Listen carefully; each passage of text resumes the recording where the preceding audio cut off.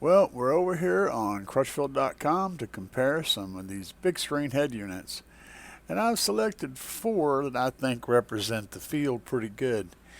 And guys, the price ranges run from $489, $299, $999 up to $1,200.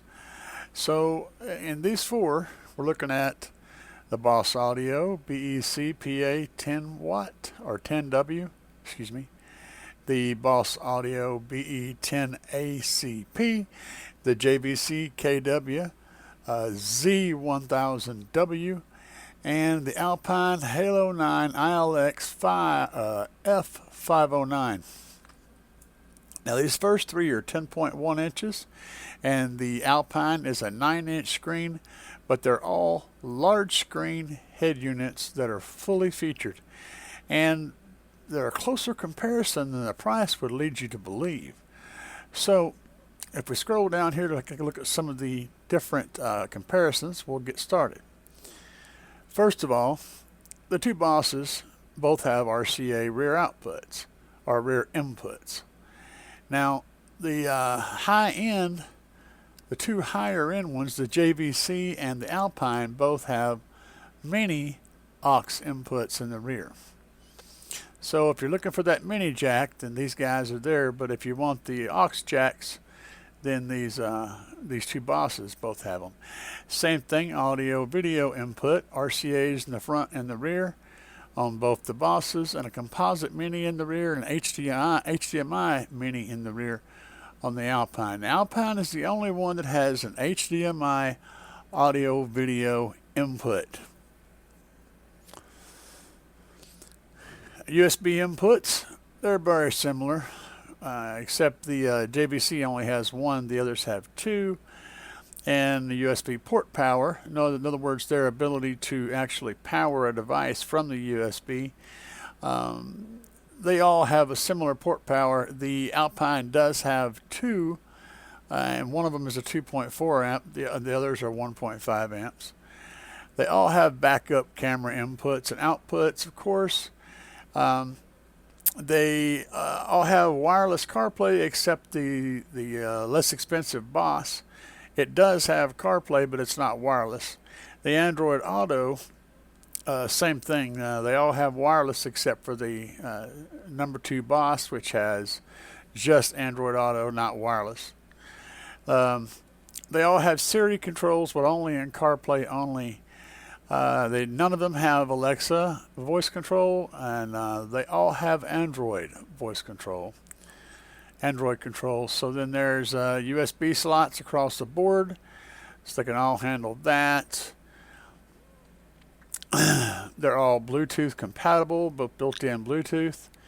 Both Bosses do not support Sirius XM.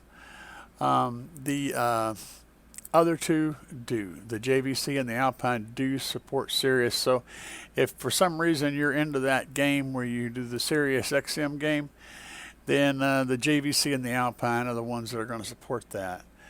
The Bosses, neither of them have HD radio, where the other two do have HD radio.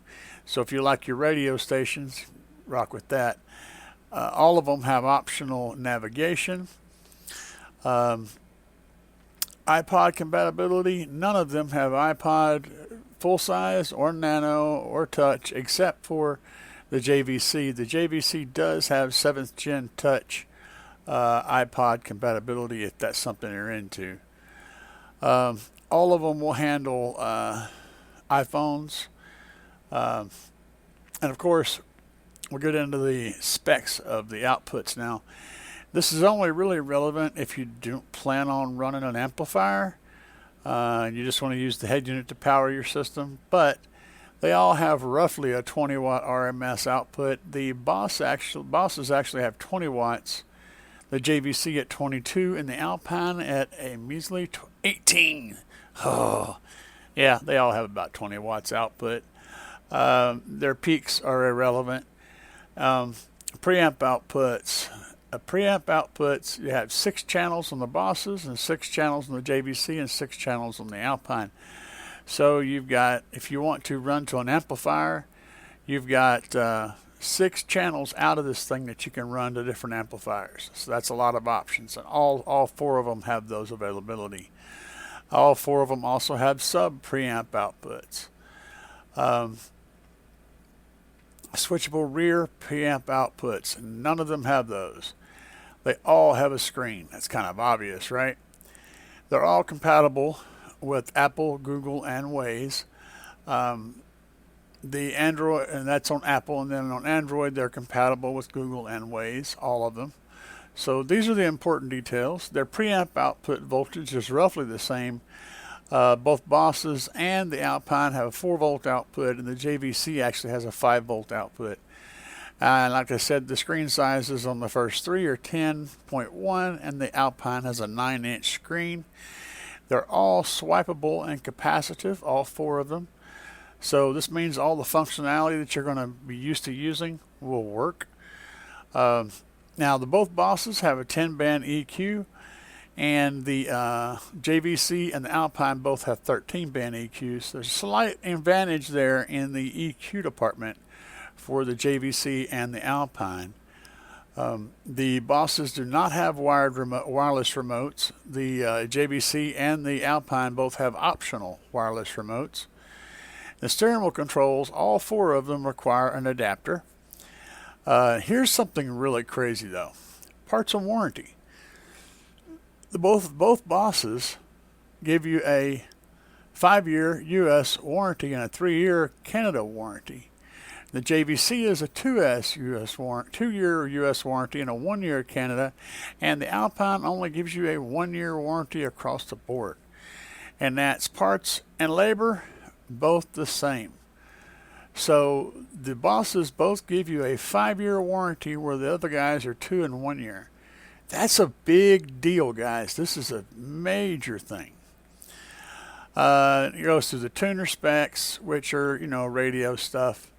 We're not going to get deep into that, but they all do radio stuff.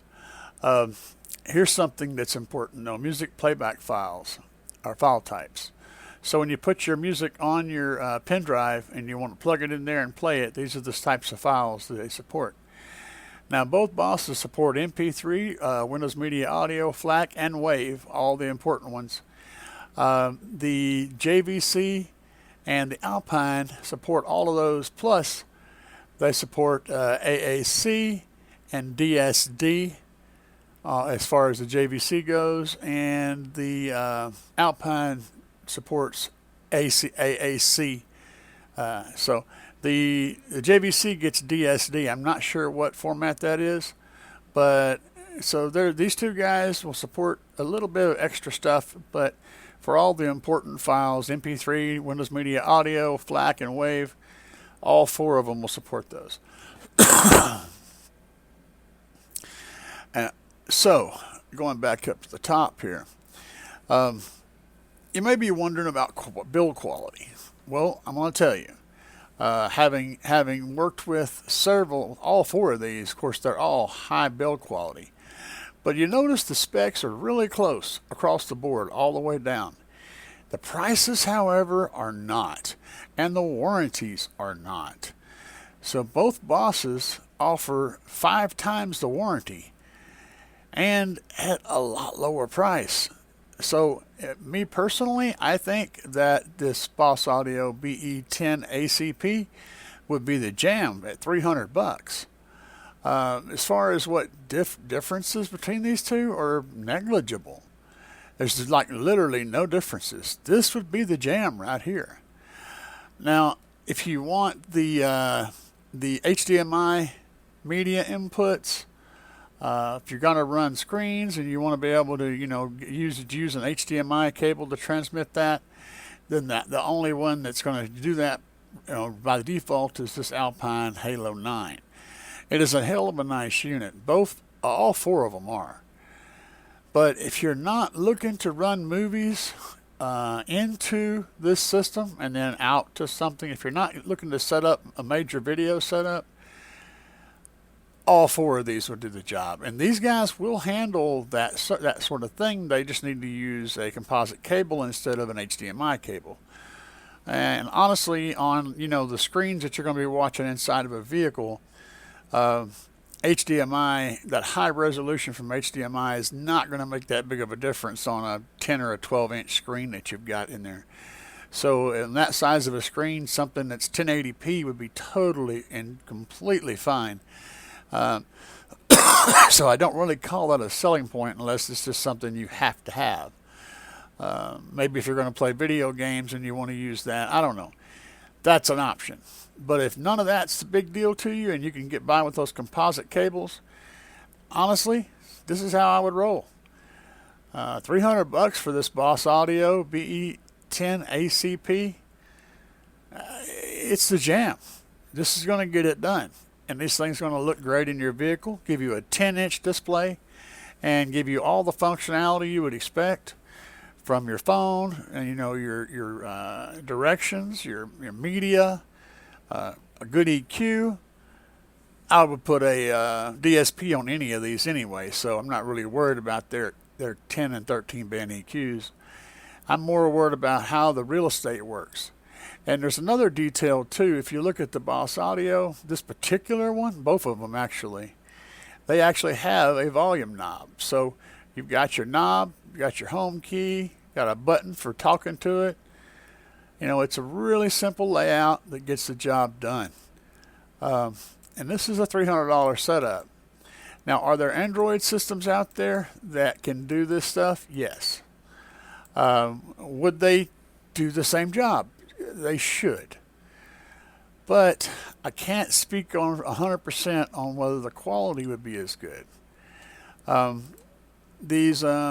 know that Boss's amplifiers leave a lot to be desired, but their head units are pretty ballin', guys. These feel like a premium product, and when you mess with it, they've got a glass screen, they've got a nice rigid mounting system. It feels like something that is built into the vehicle. They're very, very good. So yes, there's a few more little features on these guys, but you're looking at a huge price difference. I mean, if you look at the price difference, $299 versus $1,200, there's $700, $800, $900, yeah, $900. You could buy a DSP or a DSP amplifier and go along with this and get way more power and functionality for the price.